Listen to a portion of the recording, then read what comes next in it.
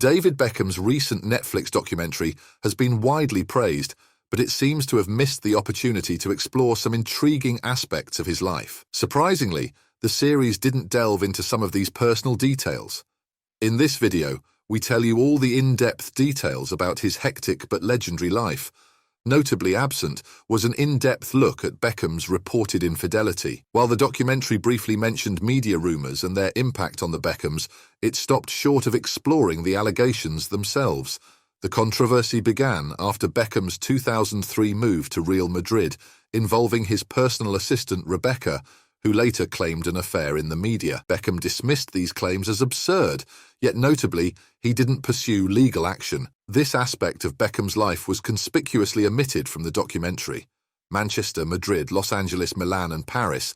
These are the cities that have played a significant role in David Beckham's illustrious football career. Known for his impeccable sense of fashion, Beckham's journey in the sport reads like a glamorous designer label. Starting as a local hero in Manchester, he quickly rose to become a global icon and one of the most recognizable faces in the world. While his good looks, media savvy, and marriage to a Spice Girl certainly added to his fame, it was his unwavering dedication and strong work ethic that propelled him to success on the football field. Beckham's love for Manchester United was ingrained in him from a young age, as he inherited his father's passion for the club. Discovered at a Bobby Charlton soccer school, which was a prominent institution in British youth football culture during the 1980s, he joined his dream club as a teenager. Moving to Manchester and immersing himself in the club's culture, Beckham became an integral part of the famous class of '92.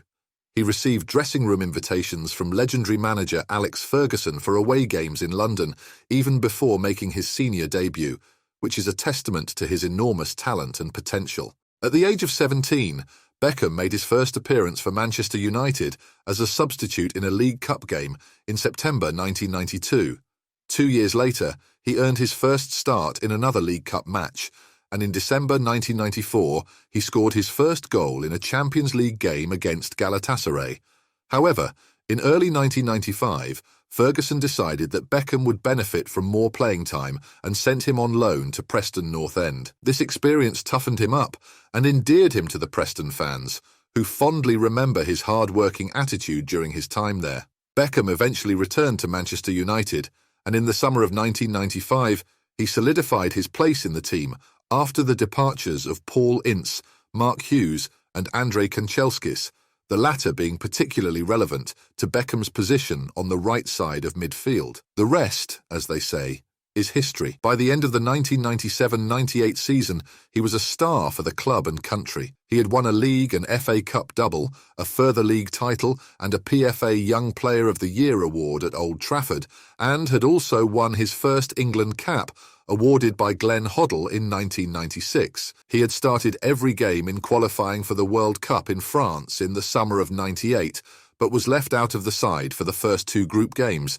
Thus began the most difficult period in his professional life. He started England's final group game, a must-win clash with Colombia, and scored a brilliant free kick in a 2-0 win. Then came infamy. Frustrated by the treatment he had received at the hands of Diego Simeone in England's second-round clash with Argentina, he kicked out at his opponent. It wasn't much of a kick. Beckham was lying flat on the ground and flicked his leg at a passing Simeone, but the referee did not hesitate in showing him a red card. England would go on to lose the game on penalties, and the tabloid press began a hate campaign against the young player, scapegoating him for another tournament failure. He was too flashy, they decided, too confident and too brash. 10 brave lions, 1 stupid boy, read the Daily Mirror headline. The Sun published a dartboard with his face on it. On the streets of England, most notoriously, his effigy was hung and burned. He had every right to be nervous about the forthcoming season. Travelling to away grounds with opposition fans baying for his blood, he could have retreated into his shell. Instead, backed to the hilt by Ferguson, and a United supporter whose already ambivalent relationship with the national team making choosing sides easy, Beckham was instrumental in United's historic treble. Anyone who carries the belief that his international reputation had more to do with his fame than his football should dwell on the highlights of his late 90s and early 2000s United performances. He was highly productive, churning out goals and assisting with regularity and brilliance. At the conclusion of the 1997-98 season, he had become a prominent figure in both his club and national team. He achieved a remarkable feat by securing a League and FA Cup double, as well as an additional league title and the prestigious PFA Young Player of the Year award while playing for Old Trafford. Furthermore, he earned his first England cap in 1996, courtesy of Glenn Hoddle. His dedication was evident as he played in every qualifying match for the World Cup in France during the summer of '98. However, he faced a setback when he was excluded from the team for the initial 2 group games, marking the beginning of a challenging period in his professional career. Nevertheless, he made a triumphant return in England's crucial final group game against Colombia, where he scored a remarkable free kick in a 2-0 victory. Unfortunately, a regrettable incident followed this moment of glory. He impulsively kicked out at his opponent while lying on the ground in anger over the treatment he received from Diego Simeone during England's second-round match against Argentina. Although the kick was not significant, the referee promptly showed him a red card. England ultimately lost the game on penalties, and the tabloid press initiated a hate campaign against the young player, unfairly blaming him for yet another tournament failure. They criticised him for being too flashy, confident and brash. The Daily Mirror headline read, "10 brave lions, 1 stupid boy," while The Sun even published a dartboard featuring his face. In a particularly extreme act, his effigy was hung and burned on the streets of England. Understandably, he had legitimate concerns about the upcoming season. With opposing fans relentlessly targeting him during away matches, he could have withdrawn into himself. However, with the unwavering support of Ferguson and the United fans, who had an already complicated relationship with the national team, Beckham played a pivotal role in United's historic treble. Those who believed that his international reputation was solely based on his fame rather than his football skills should reflect on the exceptional performances he delivered for Manchester United in the late 90s and early 2000s. He consistently displayed his talent by scoring goals and providing assists with remarkable consistency and brilliance. His skill in finding teammates during open play or scoring from a distance matched his exceptional ability to execute set pieces in terms of scoring goals and creating chances. He proved himself to be the go-to player in crucial moments, such as scoring in the title decider against Spurs and delivering 2 crucial corners in injury time during the 1999 Champions League final, which famously led to the 2 goals that secured United the European Cup and ultimately a treble. He was recognised as the UEFA Club Footballer of the Year and finished as the runner-up in the Ballon d'Or voting that year. Furthermore, his relationship with England's supporters underwent a transformation. After being given the England armband by Peter Taylor, who was in temporary charge between Kevin Keegan's brief reign and the arrival of Sven-Göran Eriksson, he held on to the captaincy until 2006. However, it was on October 6, 2001, that his redemption with the England national team truly began. During the qualification match for the 2002 World Cup at Old Trafford, England found themselves in a precarious position, needing to draw against Greece to avoid a challenging playoff game. Beckham played with an unmatched determination that day, even as his team struggled around him. In injury time, with the home side trailing 2-1, their captain found himself in a familiar situation, standing over a free kick just left of centre, approximately 30 yards out.